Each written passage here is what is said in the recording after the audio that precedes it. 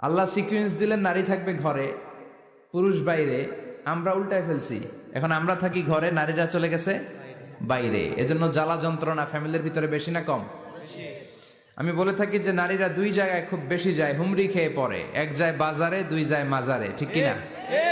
মাজারে যায় অনেক, ছেলে নাই মেয়ে নাই, ভাবে যে মাজার থেকে সন্তান পাওয়া যায়, এরকম আছে না নাই? রব্বুল আলামিন বলেন ইয়াহাবু লিমান ইয়াশাউ ইনাসা ওয়া ইয়াহাবু লিমান ইয়াশাউ যুকুর আও ইউযাওয়িজুহুম যুকরানা ওয়া ইনাসা ওয়া ইয়াজআলু মান ইয়াশাউ আকীমা ইন্নাহু আলীমুন কাদির। তিনি যাকে চান তাকে মেয়ে দেন। আগে মেয়ের কথা বললেন, আগে ছেলে বলে নাই। তার মানে মেয়ের ভিতরে বরকত বেশি না কম? বেশি।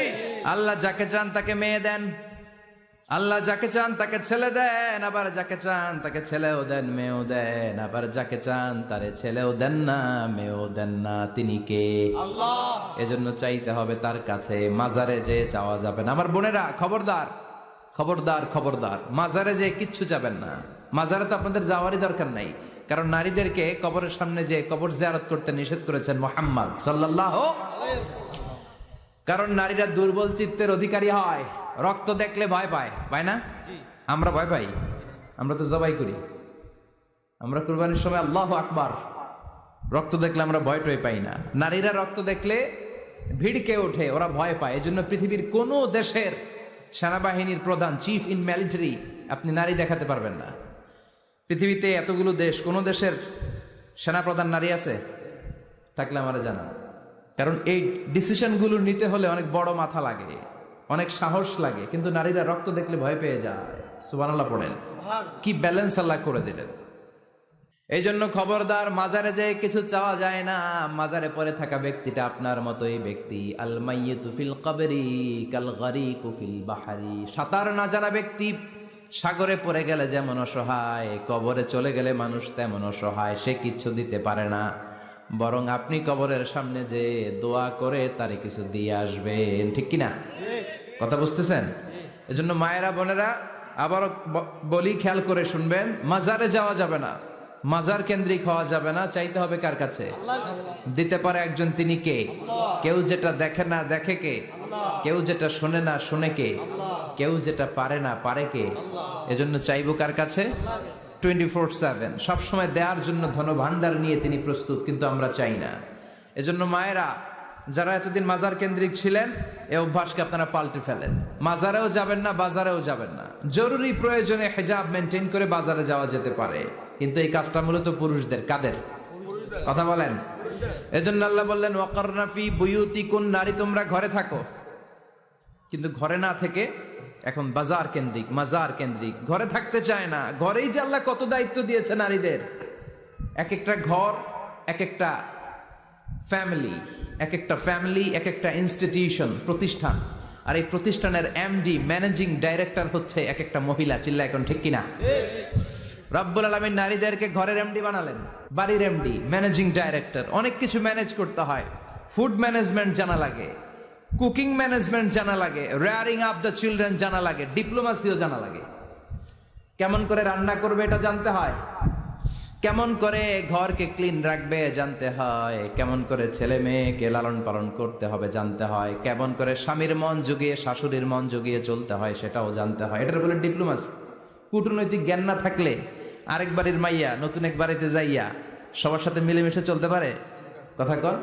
তো আপনার ডিপ্লোমেসি জানা লাগে, আপনার food management, cooking management, washing management, rearing up the children, চিলড্রেনদেরকে কিভাবে বড় করতে হয় এটা জানতে হয়। তো এত দায়িত্ব ধুইয়া আপনার ম্যানেজিং ডাইরেক্টরের দায়িত্ব দিয়ে আপনি বাইরে যান কেন? কথা বলেন। এজন্য আল্লাহ বললেন ওয়াকারনা ফি বুয়ুতিকুন্না, ঘরে থাকবা। ঘরে থাকলে ওই ঘরটারে বরকতময় করে দেয় কে? আল্লাহ। দেখবেন যেই ঘরে নারী থাকতে পারে না, ওই ঘরটা উস্কো খুস্কো, রুক্ষ, ভালোবাসার ছোঁয়া নাই। ওই ঘরের মধ্যে মাধুর্যতা নাই, প্রেম নাই, মমতা নাই, সব কেমন যেন অগোছালো। কারণ নারীর হাত পেলে একটা ঘর যেরকম সুন্দর হয়, নারীর হাত না লাগলে ঘরটাকে ওই রকম সুন্দর করে সাজানো যায়। মাঝে মাঝে আমরাও ঘর গুছাই, মাঝে মাঝে আমরাও ঘরকে পরিচ্ছন্ন করতে চাই, কিন্তু মেয়েরা যেমন করে সাজায় আমরা তেমন করে পারি নাকি? কথা কয় না? কথা বলেন। পারি পারি। আমরাও মাঝে মাঝে রান্না করি, মহিলা রান্না করলে যে স্বাদ হয় আমাদেরটা ওইটা হয়? কথা বলেন। এজন্য আল্লাহ বললেন ওয়াকারনা ফি বুয়ুতিকুন্না, ঘরে থাকবা, পুরুষরা থাকবে বাইরে, তোমরা প্রয়োজনে বাইরে যাবা, আর পুরুষরা রাত্রি বেলায় বিশ্রামের প্রয়োজনে ঘরে আসবে। কার কথা? কার কথা? আবার আল্লাহ নারীদেরকে বললেন চোখ নামাও, আমাদেরকেও বললেন চোখ নামাও, তাদেরকেও বললেন চোখ নামাও। ওয়াকুল্লিল মুমিনাতি ইয়াগদুদনা মিন আবসারিহিন, ও নবী নারীদেরকে বলেন তারাও যেন পরপুরুষ দেখলে চোখ নামিয়ে রাখে। ওয়া ইয়াহফাজনা ফুরুজাহুন্না, তারা যেন তাদের প্রাইভেটসকে হেফাজত করে। ওয়ালা ইউবদিনা জিনাতাহুন্না ইল্লা মা যাহারা মিনহা, দেহের সৌন্দর্য যেন বের না করে দেয়। ওয়ালিয়াদরিবনা বিখুমুরিহিন্না আলা জুয়ুবিহিন্না, আর তাদের বুকের উপরে যেন একটা চাদর নামিয়ে দেয়। সুবহানাল্লাহ। ওড়নাটা যেন উন্নত বক্ষটা তারা ঢেকে রাখে। এখন বুকের উপরে ওড়না থাকে না, ওড়না থাকে গলায়, ঠিক কিনা? অবশ্য এইখানে যে বোনেরা আসছে এদের এই সমস্যা নাই, এরা সবাই বোরকা পরে আসছে, এদের আত্মীয় স্বজনের মধ্যে ঝামেলা থাকতে পারে। তো আপনারা যে পৌঁছে দিবেন, ওড়না থাকবে কোথায়? নারীদের বুকের উপরে ওড়না থাকবে, চাদর থাকবে।